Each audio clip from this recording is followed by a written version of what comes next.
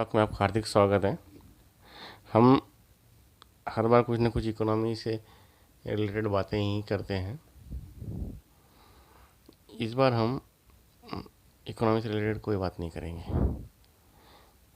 Politics पे तो हम बात करते ही नहीं हैं।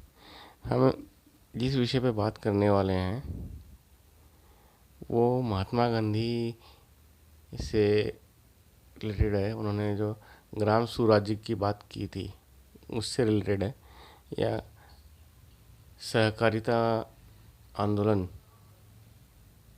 गांव के लोगों के द्वारा गांव के लिए, गांव के उज्जवल भविष्य के लिए। इस टाइप से अभी रिसेंटली मैं आज़ादी का अमृत महोत्सव इस आर्टिकल के नीचे कुछ पढ़ रहा था। पढ़ते पढ़ते पढ़ते मेरी एक किस पीरियडिकल में या डेली में पढ़ा मैंने, मुझे याद नहीं आ रहा, बट वो पढ़ रहा था मैं। बट वो मेरे मेरे दिमाग में कहीं ना कहीं मुझे छू मेरे को मेरा दिमाग झिझोड़ कर रख दिया, दिल को छू गई वो बात। वो ये बात ये है कि हरियाणा में किसी एक छोटे से गांव में एक गांव के सारे अभिभावक पेरेंट्स ने डिसाइड किया कि वो अपने बच्चों को किसी भी प्राइवेट स्कूल में नहीं भेजेंगे, सरकारी स्कूल में भेजेंगे।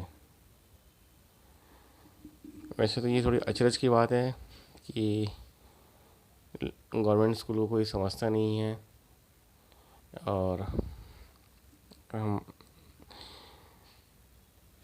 क्वालिटी ऑफ एजुकेशन की बात करें गवर्नमेंट स्कूल में ना ही करें तो अच्छा है। ये देश भर की ही बात है।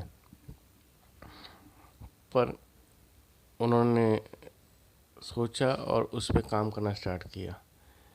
डाउन द लाइन 3 साल हो चुके हैं, 2 या 3 साल हो चुके हैं। उस गांव में एक भी बच्चा प्राइवेट स्कूल में नहीं जाता, सारे ही के सारे सरकारी स्कूल में जाते हैं। का समथिंग 300 बच्चे पढ़ रहे हैं वहाँ पे। सरकारी स्कूल को गांव वालों ने टेक ओवर किया, एक एजुकेशन सोसाइटी बनाई, कोऑपरेटिव सोसाइटी बनाई। उसमें सबने अपना अपना योगदान दिया, और 3 टीचरों से सारे बच्चे 300 बच्चे पढ़ाए नहीं जा सकते, इसलिए उन्होंने अपने एजुकेशन सोसाइटी की तरफ से 10 टीचर्स दिए बच्चों को पढ़ाने के लिए। तो ये एक छोटी सी एक मोमेंट है जो न्यू एजुकेशन पॉलिसी जो बोल रही है कि बच्चों को संस्कार युक्त पढ़ाना, पढ़ाई हो, स्किल उनको काम डेवलप किए जा सके, इसके लिए पढ़ाई हो। बट उसका ये जो बेसिक वर्क है बच्चों में, स्कूल जाने का मतलब क्या है कि भैया शेयरिंग, कॉपरेशन ये सीख सकें। उनके पेरेंट्स ने ये करके दिखाया, और सारे बच्चे अपने इन पेरेंट्स की वजह से शेयरिंग और कॉपरेशन तो अपने घर में ही सीख गए। सारे के सारे बच्चे गवर्नमेंट स्कूल में जाते हैं, उनको इंग्लिश आती है, हिंदी आती है, मैथ्स आ रही है, एजुकेशन इन स्पोर्ट्स भी उनका अच्छा खासा चल रहा है, करिकुलर एक्टिविटी चल रही है। और उन्होंने उस स्कूल को का रूप रंग बदल के उसके कायाकल्प भी चेंज कर दिए।